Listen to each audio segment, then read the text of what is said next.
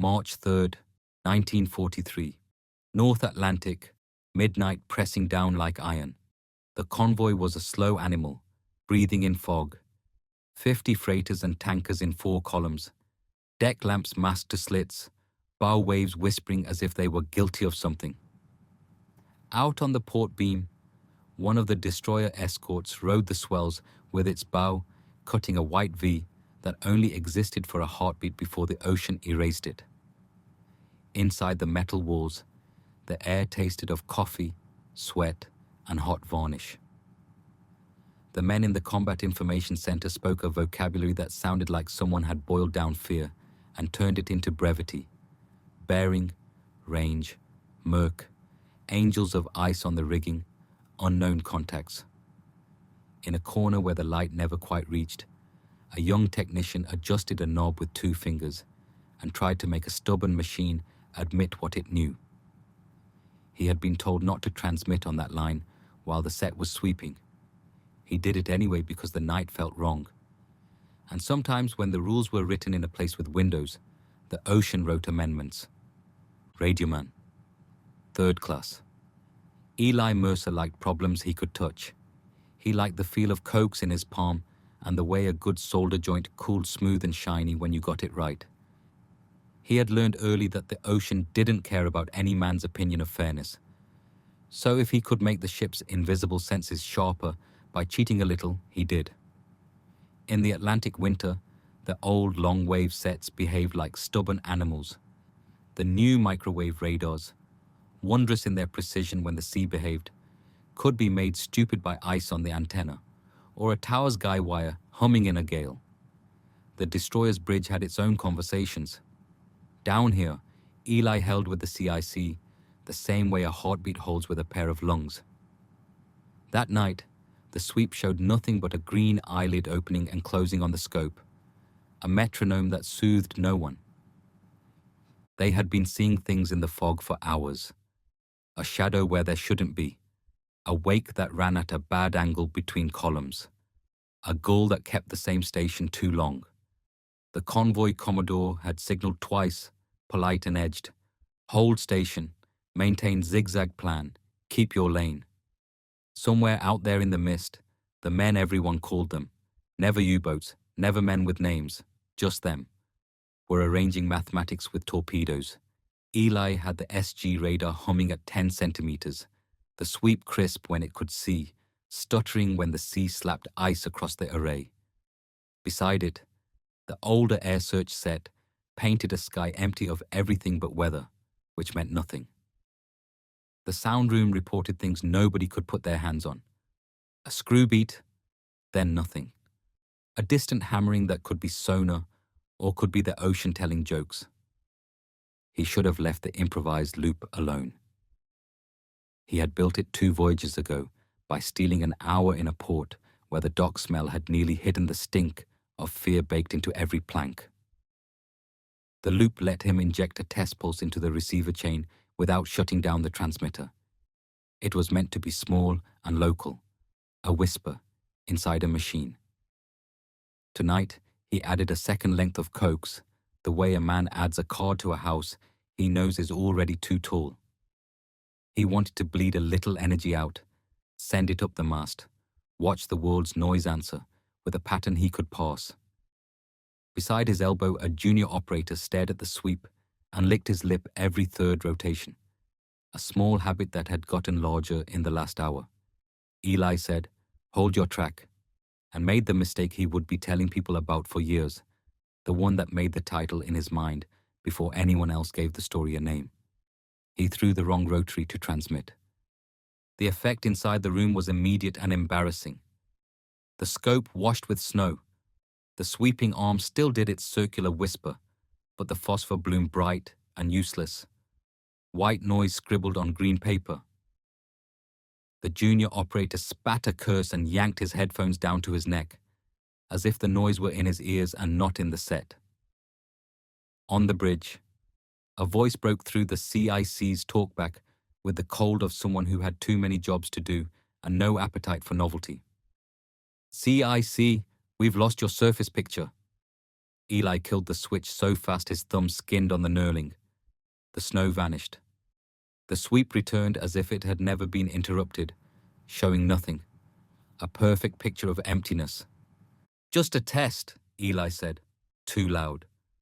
The junior operator glared because there was no such thing as just, not when the horizon could go violent any second.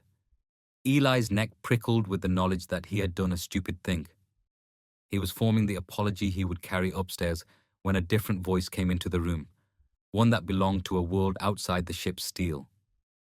A freighter in the second column, 3,000 yards off their starboard, broke squelch with a voice that had the flat calm of a man trying not to make the day worse. "Escort, this is Merchant 2-1. We just lost our air warning radar. Picture went to snow, then nothing. Restored now. Do you have jamming reports?" The bridge answered for them. "Negative. Our sets are clear." Eli looked over the junior's shoulder at the sweep and thought of an idea he did not want to say aloud. Out at the convoy's ragged edge, someone else spoke. The least trustworthy narrator in the world. The ocean. A white plume rose 20 degrees off the bow of a ship called Westward Queen. It rose like a mistake happening in slow motion. There was a second plume above the first, lower, as if trying to hide behind the first plume's outrage. The ship took both, staggered, and the lights that were not supposed to be lights flickered behind blackout curtains. Eli's mouth said a string of words as reflex while his brain did something unlovely and useful. It lined up the second plume with the freighter's bearings. With the moment the Merchant had lost its radar picture, with the instant Eli had filled their own set with noise. If noise made one radar blind at exactly the moment the ocean made a point, then maybe, just maybe, the noise was not staying where it was told. "Try it again," Eli told the junior, and the junior flinched like a dog whose master had kicked him in surprise once. 5 seconds, Eli said. "On my mark." The bridge came back in his headset, with a voice now wary. "See, I see. We've got chatter from 2 more merchants. Brief snow on their sets. Now clear." Eli said, "Sir, we may be doing that," and swallowed, because admitting that much was a memo waiting to get written on his back. The destroyer's captain came on, cool and curious. "What do you mean, we?" Eli opened his mouth to try a sentence about coupling energy wrong and accidental radiation and radios that were not supposed to talk to the sea like that. What he said was, if we did it, someone else saw it. He keyed the talkback. "Convoy net, this is Escort 3. All ships, report any radar snow events in last minute." They waited while the ocean moved the convoy along like beads on a string. Reports came back dirty and fast. 2 tankers aft had seen snow the same moment Westward Queen took her hits. A corvette 3 columns over had watched its scope wash white and then clear. On the starboard quarter, a British trawler said its set had hiccuped, then stuttered, then returned with a delay you could taste. Eli drew a line in his mind that felt like cheating. He told the junior to throw the wrong switch again, because you can't be sure of anything in the dark if you do it once. The room went to snow for 2 heartbeats. 2 other ships called out the same snow, 5 seconds later, then clear. Eli felt the feeling he had felt as a kid when he dropped a small stone off a bridge and watched ripples prove that even something that could fit in his hand could talk to a river. The destroyer's own scope had been blind for those 2 seconds. So had half a dozen other sets. And somewhere, if there was justice, and there wasn't, but sometimes physics offered you a consolation prize, someone else's scope might have gone blind too. "Say again your last," the captain said, and his voice had lost its ice because curiosity had its own temperature. Eli said, "Sir, I think we can make their radars sick." The captain did not say what a man trained by a schoolhouse would be expected to say. He said, "Show me." You could hear the ship shift under them. Not a course change yet, just a tightening. like someone had tightened a belt around the hull. The torpedoes wrote their question across the convoy again, late and to port. Eli ordered a 3-second burst of his mistake. The junior threw the switch, jaw clamped. 3 other ships called snow. A minute later, far out on the port rear quarter, a destroyer that wasn't theirs reported a faint light where there should have been none. The shining smear of a periscope cutting quick just under the surface. The destroyer began to turn to rake the place where the water remembered the periscope. The moment of cause and effect wasn't clean enough to graduate, but it was too sharp to ignore. The sound room called contact at 128, 10 cables, Doppler slide. The bridge turned the destroyer the way a man turns his head when a whisper carries a name he recognizes. The next 20 minutes were all convex glass and fairy tale, the kind of time that later gets told in bars with a bravado that makes the ocean enough like a friend that the telling itself is a comfort. The truth was stranger and quieter. They tried the noise in short bites, while the sound men, one ear pressed to the world, one ear inside a set of headphones that had salt whitened into their foam, adjusted their bearings. When the noise went out, the world's feedback systems hiccuped. Merchant sets snowed, trawler sets coughed. The destroyer's scope swam and cleared and swam and cleared. And beneath that, like a coin at the bottom of a choppy well, there were suggestions. A U-boat that had felt its fumo wiggle into uselessness. A U-boat captain who had been leaning on his own radar to feel for the convoy's edges, and now saw snow where water should be. A mind at work on the other side of the horizon, trying to translate static into advice. Eli wanted proof you could frame. He knew you don't get it in war. You get hints, you get a thing that happens twice, and then a third time just different enough to make you doubt the first 2. He pushed for a 4th because superstition and statistics meet on nights like this and agreed to get a drink. The 4th time they painted noise into the night, the sound room nearly sang. Turn. He's popping a schnorkel, someone said, and then closed his mouth because saying that word made him feel like he had just told a ghost that it was invited to dinner. The captain said, depth charges 1 pattern, then right full rudder. The ocean accepted 10 drums of chemistry without enthusiasm. The destroyer rolled into the turn. The convoy kept breathing. There was no explosion that made men clap each other on the back and turn the page. The ocean just went back to not telling anyone anything. But the tonnage tally an hour later was not worse, and that was all the math anyone had patience for. After dawn, the ocean put on its innocent face, the one that makes a man a liar later, when he calls the night a living thing. The convoy ride continued with its ordinary catalogue of hierarchies: meat, duty, fear, boredom. Eli ate eggs from a pan that remembered 100 other mornings. He drank coffee that had remembered to be bitter.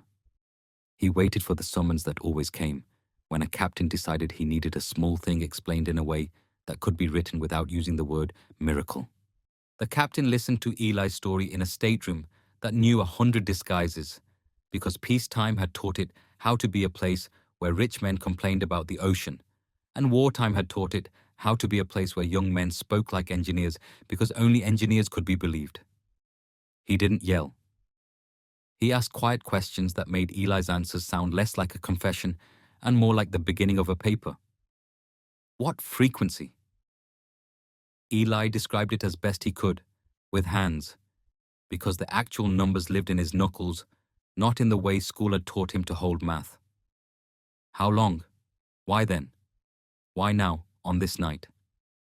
Eli said, because the weather was the way the weather was, and because the convoy's skyline was shaped like that, and because a U-boat commander had been arrogant or tired or both, and because sometimes the world gives you one prototype and tells you to decide whether to build a second. The captain told him to write it down like an argument, and to include a paragraph that admitted how often it would fail. We don't need magician, he said. We need men who know why a rabbit sometimes stays in the hat. By the time the convoy reached Iceland, the story had grown legs and a spine and a thin stack of paper that did not look like much and would be argued about in rooms that smelled of chalk and hard candy. A cable went to a place on the Clyde where men in white coats had learned to drink tea like it was a weapon. A cable went to Washington in a code that made even its plain sentences sound like men on stilts. They called Eli's lash-up and its effect unintentional interference with hostile search equipment, because adding syllables is how committees feel brave. The men who read the cables did what their kind always did when a field report did not sit politely. They rolled their eyes in private and then assigned an officer to disprove it properly. The proving ground was a tide flat where gulls argued with men about who owned the wind. They brought 2 sets out on trucks. One of them was clever in the way American factories had made clever things since the war had taught them how. Compact, reliable, happy to live on a deck where salt tried to eat its innards. The other was clever in the way German engineers had always taken pride in. A little overwrought, a little beautiful, more precise than the world deserved. They wired them up so that the second could be driven at by a third set, and saw, to their irritation and their delight, that with enough power and the kind of irreverent tuning Eli had tried in anger and hope, you could paint snow across a screen meant to make the ocean reveal itself. You could lie to a machine in a way that made the men who believed it briefly blind. The trials produced all the wrong lessons before they produced the right one. The wrong lessons were drunk on theatre. If we can make snow, we can make them impotent. Build it into every escort. Paint the ocean with lies. The right lessons came from a man who had spent a career listening to shortwaves skip across water like flat stones. He said the ocean moves noise and signal both, and if you shout at it, you make yourself deaf. He said you could jam your friends as easily as your foes. He said, with that infuriating patient tone that men use when they know they are about to be right against the wishes of a room, that there were better ways to blind someone than to throw a blanket over a bonfire. Start with a smaller blanket, he said, and teach the men holding it when to lift and when to drop. They built a real thing out of Eli's broken rule. It lived in a grey box with a label too long and a switch that 2 men would argue over every time they walked past it. It spit energy into exactly the slice of the spectrum that most U-boat sets had learned to trust. It did not shout. It hissed at just the right pitch and volume, and it did it in a way that made a German operator's eyes sting with the effort of pretending his needle was telling the truth. They gave it a code name because the war liked to pretend that nicknames were armor. They bolted it into escorts in the yards where welders swore in 2 languages, and somebody's lunch always smelled better than yours. They wrote a page of instructions that sounded like love letters to caution. On only when this, off whenever that, 3 seconds on/3 seconds off in such and such geometry, cut if a friendly set goes blind. That spring, in heavy weather south of Greenland, they tried it on purpose. The destroyer escorts did not alter the ocean's appetite. Ships still died. Men still slept in their clothes, because telling yourself you would have time was a way to make the ocean laugh. But the deliberate hiss made a difference you could not deny if you had the patience to count. U-boats went from easy to hard in their approach. Their operators complained in captured logs that the sea had learned to lie. A boat that had seen convoys as a forest of shadows now saw static and silhouettes that changed their shapes mid-glance. Antennae that had been arrogant went shy. The Germans tried fixes, filters, tricks of tuning, bursts of sweep speed that sometimes burned out their own vacuum tubes when a hand shook at the wrong moment. Engineers on both sides did what engineers do when presented with new enemies. They told their chiefs to buy them time. The men who sailed with the grey boxes learned manners. ECM, nobody liked the way the acronym felt like a cough, became a job like any other, which is to say it felt ordinary in the hours before it felt essential. Eli, transferred to a depot for 6 weeks to teach a course he didn't feel qualified to teach, learned to speak like those men on the Clyde, except his sentences had oil under their fingernails. He told rooms full of boys how to tune the hiss until it had exactly the texture of a lie that fools an honest machine. He told them not to fall in love with the switch. He told them that sometimes the best thing a man could do at midnight in a fog was not to act. He knew they would act anyway because the ocean had a way of making the patient feel like cowards. The convoy war wrote its own chapters in spite of cleverness. Chaff, strips of foil tossed in the air, made enemy air search sets drunk long before the jammers went to sea in numbers. High-frequency direction. Finding those crossed loops on corvette decks had been telling U-boats where to be afraid long before a radioman hitchhiked noise across the waves. But the night the wrong switch got thrown gave that invisible war a first messy narrative the kind readers liked. A man did a thing he shouldn't, and the world admitted it had another weakness. You could say that someone else would have found it soon. You could say the British had already been singing similar songs against ground radar, the mandrill hiss that made German scopes forget to be certain. You could be right on every count. You could also be right saying that none of that mattered in a room with green light and bad coffee and a ship's life measured in seconds.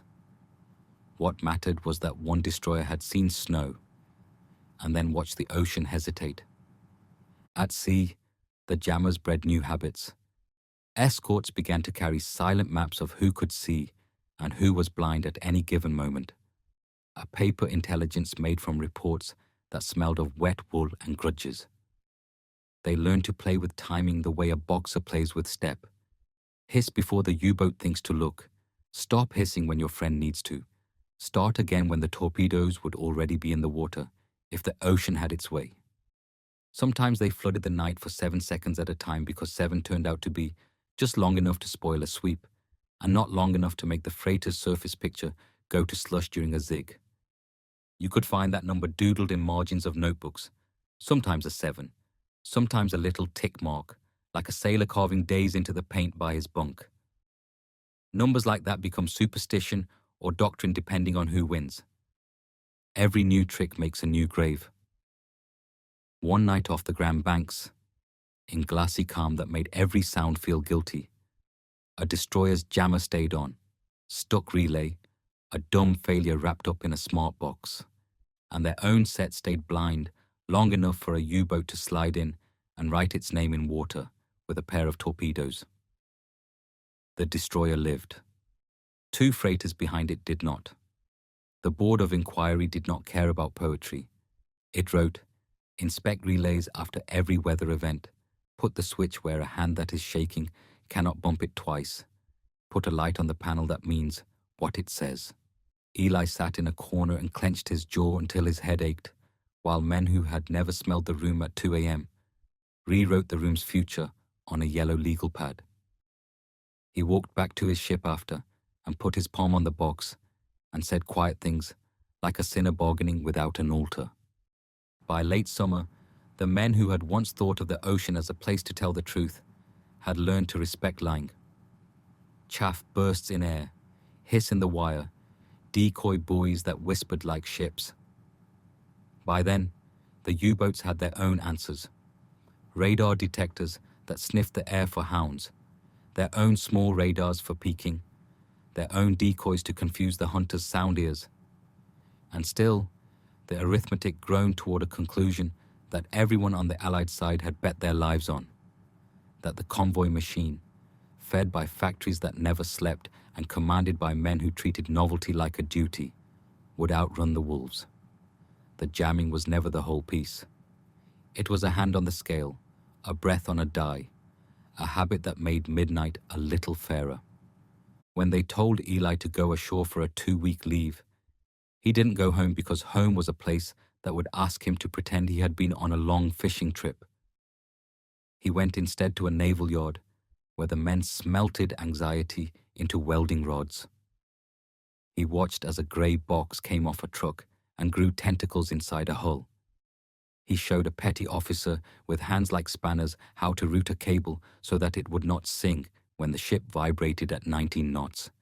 He took a call from a British officer with the voice of someone who had not slept since 1940 and talked about levels as if they were the color of a sky, and between them they chose a color the night had taught them to trust. At the end he signed a piece of paper that authorized a change to the change he had improvised that night months ago.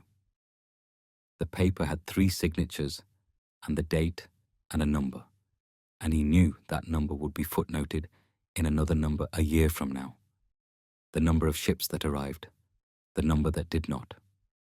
Back at sea, the story folded into routine, because success is boring and boredom is mercy.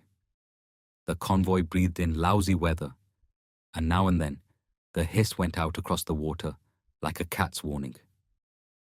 Men slept and woke and ate and argued about nothing, because arguing about nothing is what keeps a man from arguing with the ocean.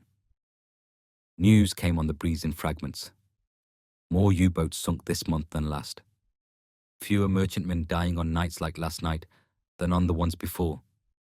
A captain who swore the jammer had made his screen go blind at just the wrong time, and who then, grudgingly and with a voice like gravel, admitted that his third watch was still alive to write the complaint. Tap the box, men said. Don't trust it. Trust it anyway. Switch on 3, off 3. Count with your pulse.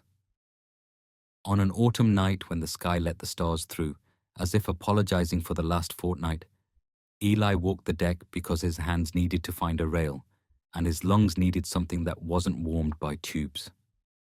He leaned against the steel and listened to the destroyer's hull talk to the sea.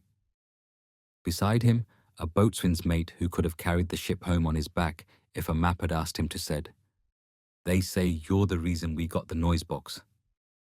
Eli shook his head, because no one man ever gets credit for anything that works in a system this large. He said, "I threw the wrong switch and we got lucky." The boatswain said, "Luck doesn't put a switch where it can be thrown." And that was as much theology as either of them would allow.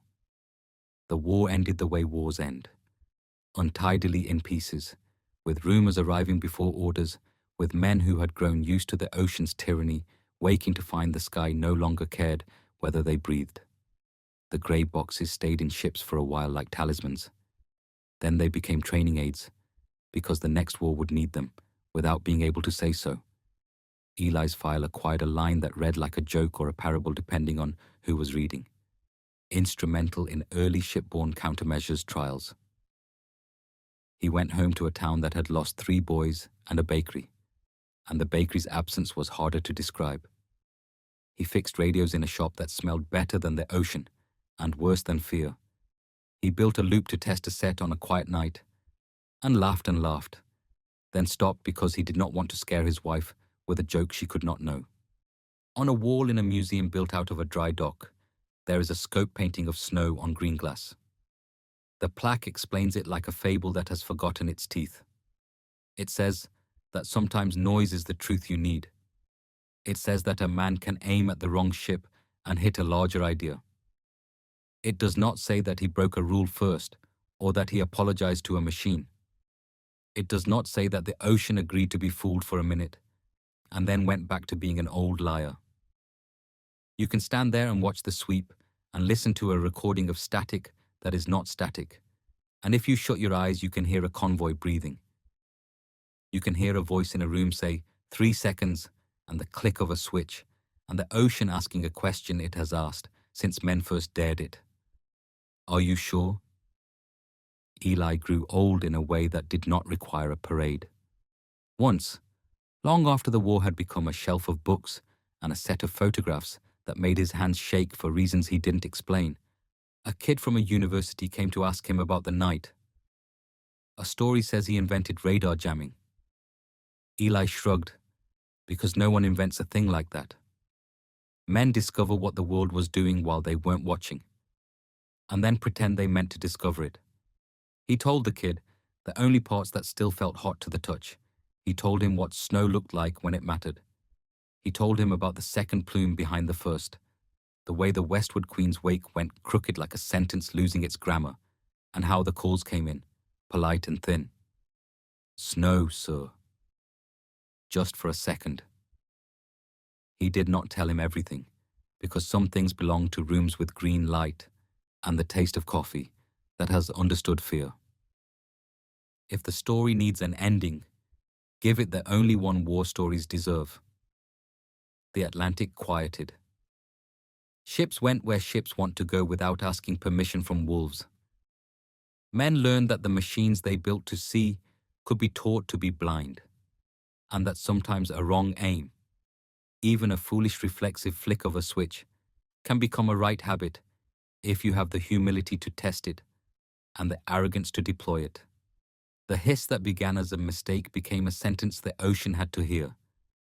And somewhere on a winter night that will never be in a book, a kid with salt on his jaw counted 3, flipped a switch, and bought a ship he would never meet another hour.